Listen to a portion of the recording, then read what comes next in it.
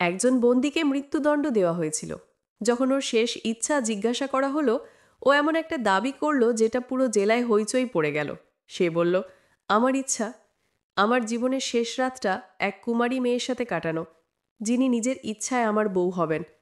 মসজিদে ঘোষণা করে দেয়া হোক, কেউ কি এজন্য রাজি আছে? পুলিশরাও একে অন্যের মুখ চেয়ে রইল। সত্যিই কি ওর এই ইচ্ছা পূরণ হতে পারে? ওই মেয়ে কোথা থেকে আসবে? আর যদি বিয়ে হয়েও যায়, ওই রাতে কি হবে? আমার নাম সোনালি। আমি 40 বছরের একজন মহিলা ইন্সপেক্টর। আমার জীবনটাই বেশিরভাগ আদালত, থানা আর এই জেলের দেয়ালের মধ্যে কেটেছে।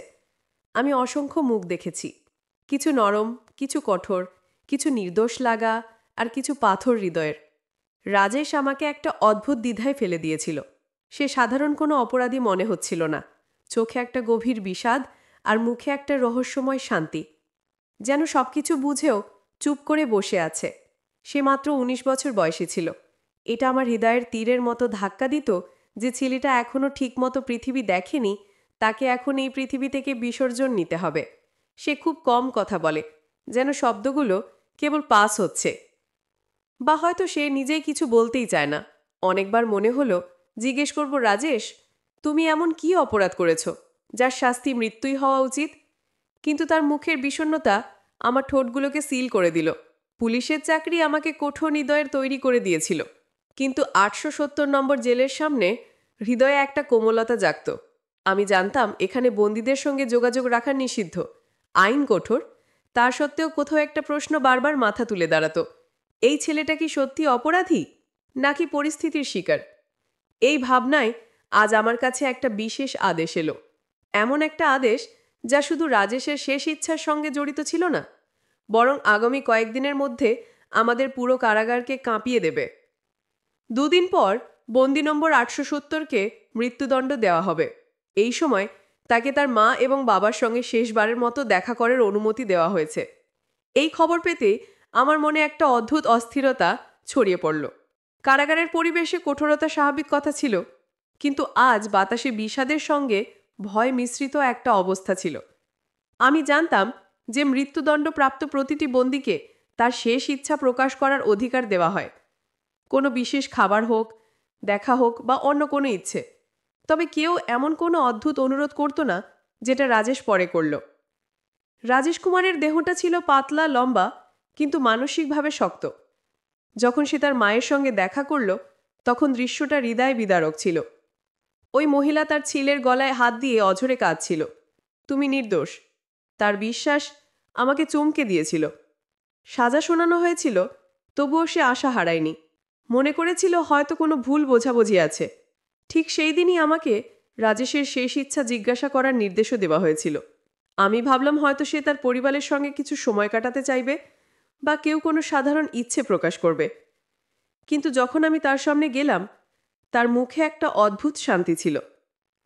আমি ধীরে ধীরে জিজ্ঞেস করলাম, রাজেশ, তোমার কোনো শেষ ইচ্ছে আছে যা বল পূরণ করার চেষ্টা করা হবে? সে আমার দিকে তাকালো, কিছুক্ষণ চুপ ছিল, তারপর বলল, আমার একটা ইচ্ছে আছে, কিন্তু ভরসা দিয়েও সেটা পূরণ করবে? আমি জবাব দিলাম, এটা তো প্রতিটি বন্দির অধিকার। তোমার ইচ্ছে পূরণ করার চেষ্টা করা হবে।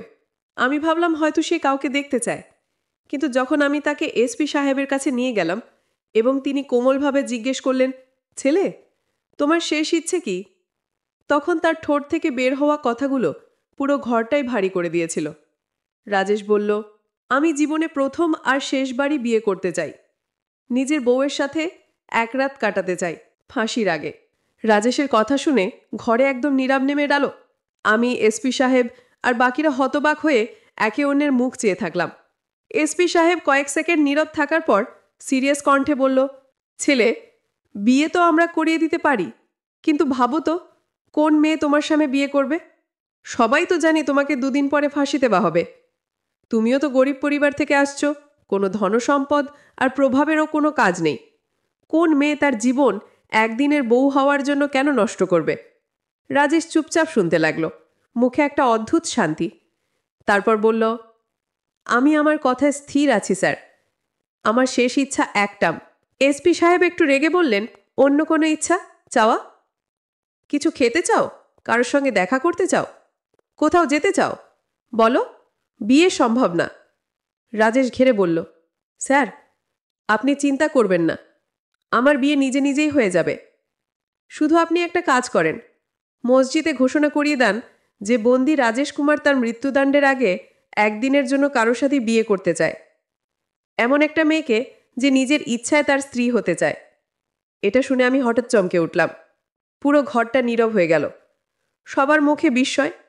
এমন একটা বন্দী কিভাবে এমন অদ্ভুত শর্ত রাখতে পারে? রাজেশ আমাদের নীরবতা ভেঙে বলল, যদি কোনো মেয়ে রাজি হয়ে যায় তাকে বাধা দিও না, না হলে আমি আর কোনো স্বার্থ করব না। চাইতে এখনই ফাঁসি দিলেও চলে। তার চোখে এমন এক সত্যতা ছিল যে কেউ অস্বীকার করতে পারত না। এসপি সাহেব কাজ ঝাঁকিয়ে বলল, ঠিক আছে, ঘোষণা করে দিই, কিন্তু আমরা বিশ্বাস করি না কেউ এমন শর্তে আসবে। বিয়েটা ওই একই সন্ধ্যায় জেলের কাছে মসজিদ থেকে ঘোষণা উঠল, কেডি নম্বর 870 রাজেশ কুমার তার শেষ ইচ্ছা হিসেবে একদিনের জন্য কারোর সাথে বিয়ে করতে চায়। যদি কেউ নিজের ইচ্ছায় রাজি হয় তাহলে সে জেল প্রশাসনের সাথে যোগাযোগ করুক। এই ঘোষণা পুরো ফেনী জেলায় ছড়িয়ে পড়ল, কিন্তু আমাদের মনে বিশ্বাস ছিল না কেউ আসবে। আমাদের সবার মনে হচ্ছিল এমন শর্তে কেউ সামনে আসবে না। রাজেশ একটা দরিদ্র পরিবার থেকে ছিল, না খ্যাতি না অবস্থান, কে তাকে কনে হিসেবে মেনে নেবে? আমাদের এটা একটা মজার ব্যাপার মনে হচ্ছিল। কিন্তু ঘোষণার মাত্র 1 ঘন্টাখানেক পরে একটা সিপাহী আমার অফিসে এসে বলল, ম্যাডাম, জেলের দরজার কাছে এক মেয়ে বউয়ের জামায় দাঁড়িয়ে আছে, আর তার সঙ্গে একজন পণ্ডিতও আছেন। এটা শুনে এসপি সাহেব আর আমি দুজনেই অবাক হয়ে গেলাম। আমরা দ্রুত বাইরে বেরোলে সামনে 17-18 বছরের এক নাজুক মেয়ে দাঁড়িয়েছিল। সে লাল পোশাকে সেজেছিল, সাজগোজ করা, কিন্তু মুখে এক অদ্ভুত শান্তি আর দৃঢ়তা ছিল। তার সঙ্গে একজন বয়স্ক পণ্ডিত দাঁড়িয়েছিলেন, হাতে বিয়ে রেজিস্টার ধরিয়ে। এসপি সাহেব কঠোর স্বরে জিজ্ঞেস করলেন, পণ্ডিতজি, এটা কি ব্যাপার? এই মেয়েটিকে? তিনি ভদ্রভঙ্গিতে উত্তর দিলেন, সাহেব, এই মেয়ে, সে নিজেই আমার কাছে এসেছিল। বলল সে রাজেশ কুমারের সঙ্গে বিয়ে করতে চায়। আমি যতই বুঝিয়ে বললাম, বেটা, ওটা তো মৃত্যুদণ্ডের দণ্ডিত আসামি, তুমি কেন নিজের জীবন নষ্ট করছো? কিন্তু সে মানল না। বলল, এটা আমার সিদ্ধান্ত, আমি তাকে সত্যি ভালোবাসি। তার কথা শুনে আমার শরীরে একটা অকস্মাৎ শিহরণ নেমে এলো। জেলঘরটা চুপচাপ হয়ে গেল। আমরা বিশ্বাসই করতে পারছিলাম না যে রাজেশের জন্য কেউ এত ভালোবাসে যে সে সম্মান, পৃথিবী সবকিছু ছেড়ে দেওয়ার জন্য প্রস্তুত। কিন্তু আইন বলে আসামির শেষ ইচ্ছা পূরণ করতে হবে। তাই আমরা অনুমতি দিয়ে দিলাম। পণ্ডিত সাহেবকে ভিতরে রাখা হলো। রাজেশকে জেল থেকে বের করা হলো। জেলের অফিসে ছোট কিছু রীতিনীতির মধ্যে তার বিয়ে করা হলো। বিয়ে শেষ হলে রাজেশ হাসি মুখে বলল, এখন আপনি প্রতিশ্রুতি মতো আমার কনের সঙ্গে আমাকে মিলিয়ে দিন। আমি ওর সঙ্গে কিছু কথা বলতে চাই, শুধু 1 রাতের জন্য। আমি ওর কথা শুনে অবাক হয়ে গেলাম, কিন্তু এসপি সাহেব চুপচাপ মাথা নেড়ে সম্মতি দিলেন। আমি কনেকে রাজেশের জেলের কাছে পৌঁছে দিলাম। দরজা বন্ধ করে বাইরে চলে এলাম। ভাবলাম হয়তো কিছুক্ষণ পর ও নিজেই বাইরে চলে আসবে, কিন্তু সময় কাটতে লাগলো, আর ভিতর থেকে হালকা হালকা ফিসফিস করার আওয়াজ আসতে লাগলো, যেন কেউ কিছু খুলতে চেষ্টা করছে। আমি একটু মনোযোগ দিলাম, কিন্তু শান্ত মনে আবার অফিসে চলে গেলাম। রাত গাঢ় হতে লাগলো। হঠাৎ করেই জেলের পরিবেশ একটু চিৎকারে গুঞ্জরিত হলো। আমি দৌড়ে রাজেশের জেলের দিকে গেলাম। দরজা খুলে দেখলাম ওই মেয়েটি বোরের পোশাকে দাঁড়িয়ে আছে, ঘুঙুর নিচে শ্বাসকষ্টে ভুগছে। ওই মেয়েটি অস্থির শ্বাস নিচ্ছিল, পুরো শরীর কাঁপছিল। আমি অবাক হয়ে জিজ্ঞেস করলাম, কি হয়েছে? তুমি তো তোমার ইচ্ছায় বিয়ে করে এসেছিলে, এখন কি বদলে গেছে? ও কাঁপতে কাঁপতে বলল, আমাকে এখান থেকে বের করে দাও, আমি এখানে থাকবো না। আমি তেজি স্বরে বললাম, কেন? ভালোবাসার নেশা উঠেছে নাকি? এখন ফলাফল ভয়ের ছোবড়ো লেগেছে, কিন্তু সে চুপ করে রইল। কাপড়ের আঁচড় মুঠোয় আটকে দাঁড়িয়েছিল। মুখে এমন ভয় ছিল যেন কোনো ভয়ঙ্কর স্বপ্ন থেকে ফিরে এসেছে। আমি দরজা খুললাম, তখন ওই মেয়েটা বিদ্যুতের মতো বাইরে দৌড়ে গেল। কিছু না বলে দ্রুত চলে গেল। আমি সেলফোনটা আবার বন্ধ করে সময় মতো নিজের অফিসে এসে বসলাম। সারা রাত চিন্তায় ডুবেছিলাম, তারপর ক্লান্তিতে ঘুমিয়ে পড়লাম। আমি কি জানি যে সকাল হতেই একটা ঝড় আসছে। সূর্য উঠতেই এসপি সাহেব রেগে আমার অফিসে ঢুকলো। ইন্সপেক্টর সোনালি, তাড়াতাড়ি যাও আর দেখো রাজেশ কোথায়। আমি অবাক হয়ে বললাম, স্যার, সে হয়তো নিজের জেলেই জেলে থাকবে, যাও দেখো। আমার হৃৎস্পন্দন বেড়ে গেল। আমি দৌড়ে রাজেশের জেলের দিকে গেলাম। দরজার কাছে গিয়ে ডাক দিলাম, রাজেশ, বাইরে আসো। কিন্তু ভিতর থেকে কোনো উত্তর এলো না। আমার কপালে ঘাম জমে গেল। আমি জানালার দিয়ে ঢুকে দেখলাম ভিতরে একজন লোক পুরুষদের পোশাকে দেওয়ালের কাছে শুয়েছিল। আমি দরজা খুলে ভিতরে ঢুকলাম, সামনে এগিয়ে গেলাম, আর যখনই লোকটিকে সোজা করলাম আমার পা মাটির থেকে সরে গেল।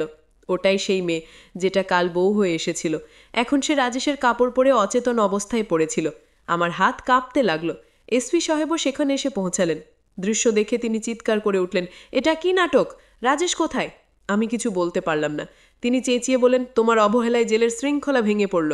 একজন মৃত্যুদণ্ডপ্রাপ্ত বন্দী পালিয়ে গিয়েছে। আমি স্তম্ভিত হয়ে গিয়েছিলাম। আমার মাথা নীরব হয়ে গিয়েছিল। আমরা সবাই বুঝতে পারলাম রাজেশ এমন একটা চাল চালিয়েছিল যা আমাদের অন্ধ করে দিয়েছিল। সে বরযাত্রীর পোশাকে জেল থেকে পালিয়ে গিয়েছিল, আর ওই মেয়েটি হয়তো তার সঙ্গী, ইচ্ছাকৃতভাবে তার জন্য বলি হয়েছিল।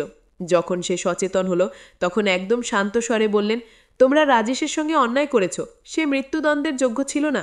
আমি রেগে গিয়ে বললাম, এই মামলা আদালত সিদ্ধান্ত নেবে। তিনি হালকা একটা হাসি দিয়ে বললেন, সিদ্ধান্ত সময় নেবেই, আর সময় প্রমাণ করবে সে নির্দোষ। এসপি সাহেব কঠোর স্বরে আদেশ দিলেন, রাজেশকে খুঁজে বার করো। যদি আমরা তাকে ধরতে না পারি তাহলে পরিণতিও কঠোর হবে। গোটা জেলায় হইচই পড়ে গিয়েছিল। একজন মৃত্যুদণ্ডপ্রাপ্ত বন্দী আমাদের সবাইকে ঠকিয়ে পলায়ন করেছে। এসপি সাহেব রেগে আগুনের মতো ছিলেন, আর আমার হৃদয় দ্রুত ধরফর করছিল। আমি বুঝতে পারছিলাম না যে আমি এত বড় ভুল করলাম কি করে। আমি এমন একজনের উপর ভরসা করেছিলাম যে আমাদের মিথ্যে বলেছে। এখন একটাই উপায় ছিল, ওই মেয়ের মুখ থেকে সত্য বের করা। রাজেশকে খুঁজে পাওয়া সম্ভব ছিল না, সে অনেক ঘন্টা আগে পালিয়ে গেছে।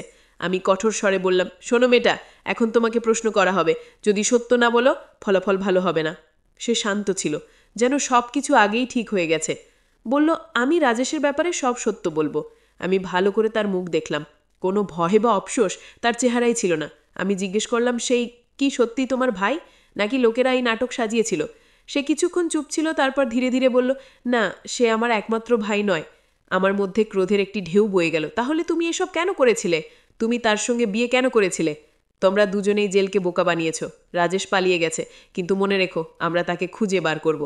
সে আমার চোখের দিকে চোখ রেখে বলল, আপনি ভুল করছেন, সে পালায়নি, সে ফিরে আসবে। আমি অবাক হয়ে গেলাম। তোমার কি করে বিশ্বাস? কারণ সে জানে কোথায় যেতে হবে আর কখন ফিরে আসতে হবে। এখন সে আমার স্বামী, সে আমাকে ছাড়বে না। তার কণ্ঠে এমন এক বিশ্বাস, এক মুহূর্তের জন্য আমার হৃদয়ও কেঁপে উঠেছিল। আমি কঠোর স্বরে বললাম, তোমার এত বিশ্বাস কেন? সে বলল, যদি তুমি আমার পুরো গল্প শোনো তাহলে হয়তো তোমার সিদ্ধান্ত বদলে যাবে। তখন তোমার ধারণা হবে আসল অপরাধীকে, এবং রাজেশ যা করেছিল কেন করেছিল। আমি চুপ হয়ে গেলাম। সেই মেয়েটিও এখনও নিজের অবস্থানে দাঁড়িয়েছিল, যেন কোনো বড় সত্যি লুকিয়ে রেখেছে। তারপর সে ধীরে ধীরে বলল, আমার নাম প্রীতি, এবং আমার বড় বোনের সাগাই রাজেশের সঙ্গে হয়েছিল। প্রীতি কথা শুরু করল। রাজেশ ছোটবেলায় থেকেই সাহসী এবং নির্ভয় ছেলে ছিল। হয়তো কোনো মুহূর্ত এসেছে যখন সে কারো সামনে পিছন হটে নাই। সে আমার বাবার চাচার ভাইয়ের ছেলে, মানে আমার ফুপুতো জাতা ভাই। বাবা তাকে খুব ভালোবাসতেন। আর যখন তিনি আমার বড় বোনের মাংনি রাজেশের সঙ্গে ঠিক করলেন, তখন রাজেশ আমাদের বাড়ির একটি অংশ হয়ে গেল। আমি চুপচাপ তার কথা শুনছিলাম। প্রীতির কণ্ঠে দুঃখ ছিল আর গর্ব। আমাদের গ্রাম সাহারানপুর, ছোট একটা গ্রাম, কিন্তু ওখানকার পরিবেশটা অদ্ভুত ছিল। এক রাতে রাজেশ ভাই আমাদের খালাজাত বোনের কাছে এসেছিলেন। সে রাতে আব্বু বাড়িতে ছিলেন না, আর আমরা দুই বোন একা ছিলাম। আমি রান্নাঘরে চা তৈরি করছিলাম। রাজেশ ভাই আমার বোনের সাথে অন্য ঘরে কথা বলছিলেন। সবকিছু সাধারণ মনে হচ্ছিল। হঠাৎ দরজায় জোরে জোরে ঠকঠক শব্দ শুরু হলো। সেই মুহূর্তটা মনে পড়তে প্রীতির কণ্ঠ কাঁপতে লাগলো। আমি দরজার বাইরে তাকালাম, তখন ৩-৪ জন বদমাশ লোক দাঁড়িয়েছিল। তাদের মুখে বর্বরতার ছাপ ছিল। তাদের একজন বলল, আমরা জানি এখন তোমার বাড়িতে একজন যুবক এসেছে, তাকে বাইরে বের করে দাও। আমি ভয়ে জমে গেলাম। ভাবলাম না যেন আপু এসে পড়ে বা কোনো ঝামেলা হয়। আওয়াজ শুনে রাজেশ তৎক্ষণাৎ বাইরে এলো। সে আমাকে ইশারা করলো ভিতরে চলে যেতে। আমি নিজের ঘরে গিয়ে দরজা বন্ধ করে কান দিয়ে শুনতে লাগলাম। বাইরে রাজেশ ওই দুষ্টুদের সামনে দাঁড়িয়েছিল। তাদের একজন কিছু বাজে কথা বলল, কিন্তু রাজেশ সাহস দেখালো না। চাইলে তো সে তাদের সবাইকে মার খাইয়ে দিত, কিন্তু সে জানতো যে সে একাই, আর আমাদের দুর্বল দুই বোন ভিতরে আছি। রাজেশ ভাই নরমভাবে তাদের বুঝিয়ে বলল, আর যেভাবে হোক ফিরিয়ে দিল। সেই রাতটা সে দেরি করে দরজার কাছে বসেছিল, যেন কোনো বিপদের পাহারা দিচ্ছে। প্রীতির চোখ ভিজে উঠল। তখনই প্রথম আমি বুঝতে পারলাম রাজেশ শুধু সাহসী না, অন্যদের সম্মানের রক্ষণাবেক্ষণকারী একজন মানুষও। আমাদের তো কিছুই আন্দাজ ছিল না, কারণ ওই রাতটাই আসন্ন ঝড়ের প্রথম ইঙ্গিত ছিল। প্রীতি গভীর নিঃশ্বাস নিয়ে বলল, কিন্তু এটা তো শুধু শুরু ছিল। এরপর থেকে যেন আমাদের জীবন দুঃস্বপ্নে পরিণত হয়ে গেল। প্রতিদিনই ৩-৪ জন দুষ্টু লোক আমাদের বাড়ির বাইরে দাঁড়িয়ে থাকত। আপু যখন কাজে যেতেন তারা আমাদের বিরক্ত করা শুরু করত। আমরা দরজা বন্ধ করে ফেলতাম, কিন্তু ভয় মন থেকে মুছে যেত না। তারপর এক রাত এমন একটা ঘটনা ঘটল যা সব কিছু বদলে দিল। প্রীতির কণ্ঠ কেঁপে উঠল। রাতের অন্ধকারে জানালার কাঁচ ভাঙার শব্দ হলো। কেউ জোরপূর্বক ভিতরে ঢুকতে চাইছিল। রাজেশ ভাইও ঠিক তখনই বাড়ি ফিরেছিলেন। তিনি তার নিজের চোখে দেখল এক দুষ্টু লোক জানালা ভাঙতে চলেছে। আর সহ্য করতে পারলাম না। বাইরে বেরিয়ে তাদের সাথে ঝগড়া করলাম। আমি চুপচাপ শুনছিলাম। প্রীতির কথা আমার হৃদয় ছাপ ফেলছিল। সেই লড়াইটা ভয়ঙ্কর ছিল। প্রীতি বলল। চিৎকারের আওয়াজ পুরো মহল্লায় গুঞ্জরিত হলো। আমার বড় বোন তাদের মাঝখানে এসে পড়ল আর ধাক্কাধাক্কি শুরু হলো। রাজেশ ভাইয়ের হাতে একজন আহত হলো, কিন্তু সেটা হত্যাকাণ্ড ছিল না। এটা আমাদের সম্মান রক্ষার যুদ্ধ ছিল। প্রীতির চোখ থেকে অশ্রু ঝরল। আসল অপরাধীরা ওই দুষ্টু লোকগুলোই ছিল, কিন্তু সাজা পেল রাজেশ। যদি আমরা ধনী হতাম, যদি আমাদের কথা শোনার কেউ থাকতো, হয়তো এটা হতো না। এই দুনিয়ায় দুর্বলের জন্য কোনো ন্যায় নাই ম্যাডাম। রাজেশ কোনো নির্দোষে রক্ত ঝরায়নি। সে শুধু গর্বে আচ্ছন্ন ছিল। আমি কিছু বলতে পারলাম না। প্রীতি চোখ মুছল এবং বলল, এইসব রাজেশের মায়ের ষড়যন্ত্র ছিল। সে বলেছিল আমি আমার অন্য মেয়েকে বলিদান দেব, কিন্তু আমার ছেলেকে ফাঁসি হতে দেব না। আমি স্তম্ভিত হয়ে গিয়েছিলাম। প্রীতি বলল, হ্যাঁ, আমি নিজেকে সেই পরিকল্পনার কাছে দিয়েছিলাম যাতে রাজেশ বাঁচতে পারে। তার মা তাকে মুম্বাইয়ের এক বড় আইনজীবীর কাছে পাঠিয়েছিল। সেই একই আইনজীবী যার জীবন রাজেশ বহু বছর আগে বাঁচিয়েছিল। সেই আইনজীবী। আদালত পৌঁছালাম আর সত্যিটা সামনে চলে এলো। প্রমাণিত হলো রাজেশ তার সম্মানের জন্য লড়াই করেছিল, কোনো জঘন্য অপরাধ করেনি। আদালত তাকে বেকসুর খালাস দিল। প্রীতির চোখে ঝিলিক আসে। রাজেশকে মৃত্যুদণ্ড দেওয়া হলো না, সে মুক্তি পেল। আমি অনেকক্ষণ চুপচাপ বসেছিলাম। প্রীতি চলে গিয়েছিল, কিন্তু তার গল্প আমার হৃদয় ঠিক রেখে গেল। আমি জানলা দিয়ে বাইরে তাকালাম। আকাশে হালকা সকালবেলার আলো ছড়াচ্ছিল। আমার মনে হলো কিছু গল্প সময়ের সাথে মুছে যায় না, তারা সবসময় হৃদয়ের কোনো এক কোণে জীবন্ত থেকে যায়। তো বন্ধুরা, এই ছিল আজকের ভিডিওটি ভালো লাগলে লাইক, কমেন্ট, শেয়ার এবং সাবস্ক্রাইব করতে ভুলবেন না।